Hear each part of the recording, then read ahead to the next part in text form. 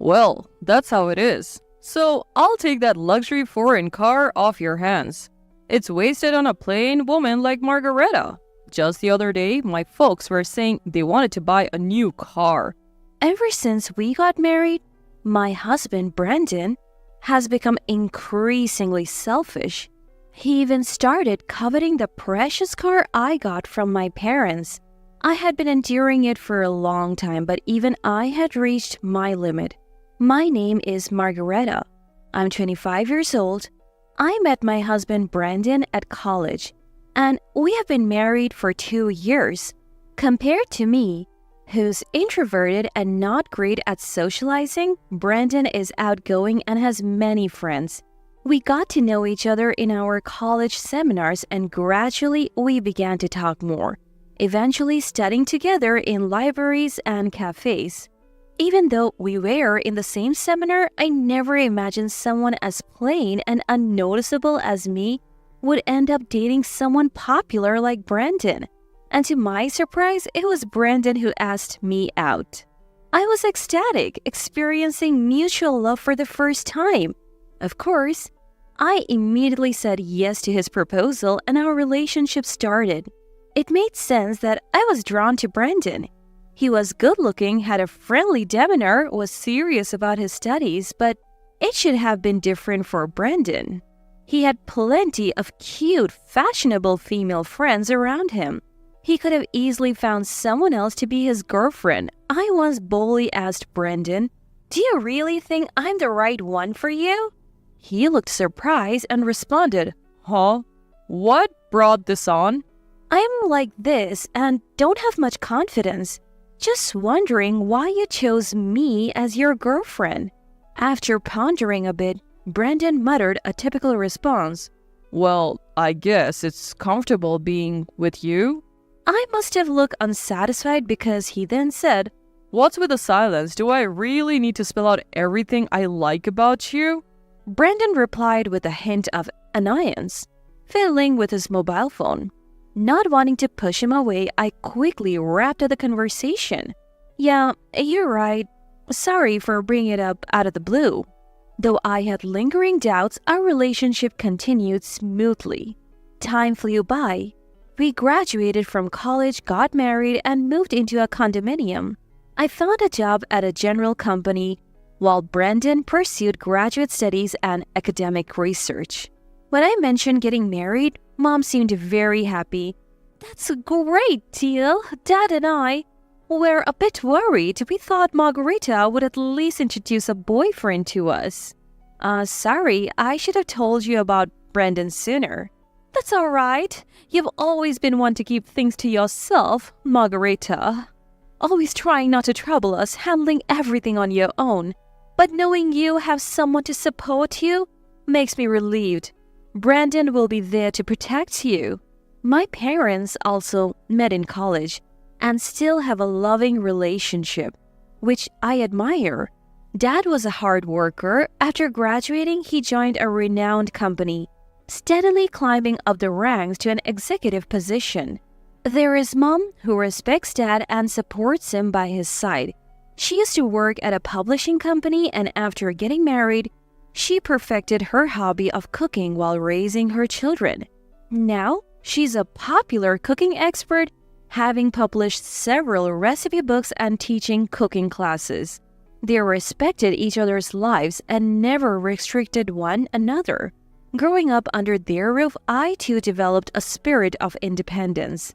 Though my only forte was studying, I didn't pursue graduate school. I wanted to be self-sufficient as soon as possible and establish my own life. I was raised comfortably in a well-off family, but I couldn't remain the pampered daughter forever. I wanted to build my own family, just like Dad and Mom. I hope to have children one day and make my parents happy. It was more a goal than a dream. It might seem ordinary, but it's not that simple, especially for someone as awkward as me. After we started living together, Brandon gradually became more selfish. He was a graduate student and worked part-time, but he hardly contributed to our living expenses. "Hey, Brandon, It would really help if you could put a little more of your part-time earnings towards our expenses. I said this casually, not wanting to upset him, but he coldly replied, What? I do contribute some, besides. Didn't you say, when we decided to move in together, that you would handle the living expenses, Margareta? Brandon had always said he wanted to be a professor, which is why he went to grad school. Brandon has been saying that for a while, wanting to support his dream. When we decided to get married, I said, I got a decent salary from the job I landed after graduation. Don't worry about it, just focus on your research, Brandon. I mumbled hesitantly, yeah, I did say that, but couldn't say anything more definite, and Brandon let out a big sigh. Oh, I guess you wouldn't understand, Margareta. Being a grad student involves a lot of expenses for socializing and stuff. Oh, I forgot to mention, I need to go on a research trip soon. And, I'm a bit short on the travel funds. Could you lend me like $500? I'll pay you back later. This kind of financial pressure from Brandon became more frequent after that, and the problems deepened. The number of nights Brandon spent out increased noticeably. I sat in front of cold meals, waiting for a call on my mobile phone. On the rare occasion he came home in a good mood, I remained too lenient. Sometimes he would say, Hey, Margareta, remember you wanted to visit that place? I have tomorrow off. Let's go together. Bringing up trips out of the blue, Or, wow, today's dinner is my favorite. That's so like you, Margareta. Always knowing what I like. I was constantly swayed by his words and actions. Every time Brandon was kind to me, I caught a glimpse of the ideal married life, and my heart wavered. I knew this unnatural way of living couldn't last. Tormented by loneliness and anxiety, and unable to confide in anyone, I kept everything to myself. I didn't want to sadden my parents, who had been so happy when we decided to get married, but they must have started to realize something was wrong. When I visited my parents' house after a long time, Dad casually said, Why don't you stay tonight? You must be tired from the unfamiliar life. How about dinner with the family for a change? That night, Mom prepared an array of lavish dishes showcasing her culinary skills. During dinner, Dad mentioned, By the way, your sister visited the other day. She wanted to see you, Margareta. She said you should get together for tea sometime. It's always sudden with her. That's just how she is. I keep telling her to let us know in advance. Dad shrugged as if it couldn't be helped. The sister he referred to was my aunt Eileen, a lively, ambitious, and independent woman. I'll get in touch with her soon. Yes, do that. Eileen loves you a lot, Margareta. She's always complaining about how Brandon stole you from her, and yet she's adamant about not getting married herself. Well, that's just Eileen for you. Before I met Brandon, Eileen was more like an older friend than an aunt. I could talk to her about things I couldn't tell my parents. She understood me better than anyone and always supported me. I was too shy to tell her about Brandon at first. I wanted to see Eileen again and show her I was doing well. A few days after staying at my parents', I met Eileen at a cafe we had arranged to meet at. Eileen, a fashion designer, was dressed exceptionally stylishly as usual. Eileen scrutinized my outfit from head to toe and said gently, You know, Margareta, for a woman, marriage is just the beginning of a lifelong challenge. You'd always feel attractive. No matter how little confidence you have, clothes can transform you, so never neglect yourself. And she elegantly sipped her tea. Indeed, I had completely forgotten about fashion lately. I'm so sorry for not getting in touch for so long. I apologized in a low voice. And Eileen said, That's just like you, Margareta. Being honest and serious is great. But being too timid comes from a lack of experience. But I was so happy when I heard you had found someone special. I thought finally Margareta has taken her first step. It had been a long time since I had met someone outside on a day off. Luckily, the weather was perfect. Sitting at the terrace, the warm sunlight poured down on us. In this peaceful atmosphere, I felt I could open up about my worries to Eileen without feeling too down. Yeah, at first, I thought even someone as timid as me could make it work with Brandon, that I could really do it, but Eileen listened to my whole story without interrupting, just nodding kindly. When I finished, she asked, "I guess you haven't told your parents about this, have you, Margareta?" "Yes. I even hesitated about telling you today. I didn't want to admit my weaknesses to anyone. I thought I should be able to overcome this on my own, to be truly independent. I know if Dad and Mom heard about this, they would want to take me back home right away. So I want to try to handle this by myself as much as I can." Eileen respected my decision and didn't press any further. But she said at the end, "If you ever really need help, let me know first. If my dear Margareta asks for help, I'll come to you no matter where I am." A month later, Mom called and said, "When you have time, could you come over? It's not urgent." I had the next day off, so I visited my parents. Seeing a car parked in the driveway, I exclaimed, unable to hide my excitement. "What? Dad, this car? Did you get it recently?" Dad, with a satisfied look, teasingly said, Want to take it for a spin? "Really? Can I? It's such a fancy car. What if I crash it?" Don't worry about that. This car is for you, Margareta. Use it as you like. It'll be handy to have. Mom whispered to me, "We saw this car in a TV commercial and you said it was cool."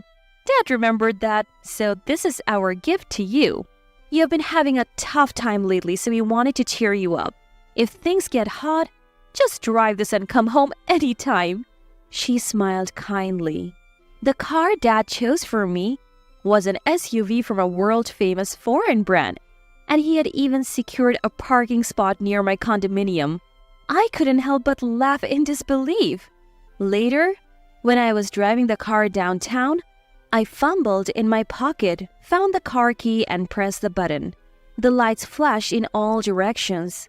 Just then, a familiar voice called out from behind, What's up with that car? I turned around to see my husband Brandon. He hadn't been home for quite a while. It was almost like we were separated. I was speechless and he said with a know-it-all look, Oh, I see. Got it from your parents, huh? Whenever I faced Brandon, I found myself unable to say anything. But I was tired of feeling that way. "Brandon, it doesn't matter to you anymore. You probably don't care about me anymore," I said, mastering my voice and piecing my words together. Then, Brandon uttered something unbelievable. What? You're just realizing now? Did you seriously believe all this time that I loved you? It's laughable how optimistic you are. His dry laugh echoed in my ears. Something inside me finally snapped and I blurted out unusually loudly. "Then why did you marry me?" Wow, hysterical much? Fine, I'll tell you. Your family is rich, right? I figured marrying Margareta would mean I wouldn't have to worry about food for a while, considering what I make from part-time work and studies. So I'll take that car too. It's wasted on a plain woman like you. My parents were just saying they wanted to change their car. It's like killing two birds with one stone. Doing a favor for my parents. Brandon was completely unabashed, spouting his justification. Oh, and if you refuse, we're getting a divorce. You know, without me, you might never find another man. So think hard at home and what's the right decision. Brandon threw these words and left abruptly. I was left in a state of anger and sorrow. Overwhelmed by a terrible headache, breathing ragged, I sat in the driver's seat for a while, waiting for my emotions to settle. Then I took out my phone and called my Aunt Eileen. A few days later, things took a rapid turn. I readily agreed to the divorce and left the condominium to return to my parents' home. My parents welcomed me with open arms and life finally seemed to regain some tranquility. But a week later, during a peaceful afternoon, an unwelcome visitor arrived. My ex-husband Brendan stood at the front door accompanied by his parents. After they were ushered into the living room, Brandon's father started. We're here to discuss our son's divorce. It's quite urgent. His tone was intimidating. When writing the divorce papers, Brendan was told by Margareta, if you don't agree to the divorce, I'll ruin your future. With my parents' connections in the university, it would be easy to crush a junior grad student's career if their only daughter cries to them. He truly loved Margareta. Such treatment is too much. This is clear intimidation. We could easily contest the divorce. He was deceived by a terrible woman. Behind her plain appearance, she's a mean-spirited, greedy woman. Poor Brandon. I heard she paid him to stay away. She must have had men over. We need to go to family court and claim Brandon was threatened by his wife. But if there is an appropriate apology, things might change. For instance, if Margareta gives up that car she's driving, that might smooth things over. Brandon remained silent beside his protesting parents. Suddenly, the doorbell rang, and after a brief pause, Mom sighed and went to the door. Elaine appeared behind Mom as she returned to the living room. Sorry, I'm late. How far have you gotten in the discussion? Brandon's family had met Elaine once at my wedding. What are you doing here? It's rude to barge in like that. We're busy now. Outsiders should leave. Now, don't be like that. You'll hear about Brandon's divorce, right? How does an outsider like you know about that? I was informed by my brother earlier. I couldn't stay away from such a crucial moment for my dear niece. Elaine gave a small reassuring glance. You're probably here to cancel the divorce or beg for money. Can you still say that after seeing this? Elaine pulled out a stack of documents from her bag, spread them out on the table, and showed them. I hired a detective to investigate. It seems Brandon, despite being married, has been cheating with several women. He rarely came home because of that. He took advantage of Margareta's kindness to live as he pleased, even begging for money. That's nonsense. I was just busy with my research at the university. When I did come home, we ate together and went on trips, right? We were like any other married couple, right, Margareta? Say something. Brandon, you don't need to say anything. We'll handle this. It's not your fault. We understand, said his father.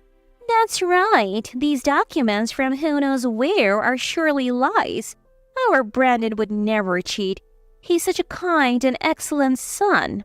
His mother protested.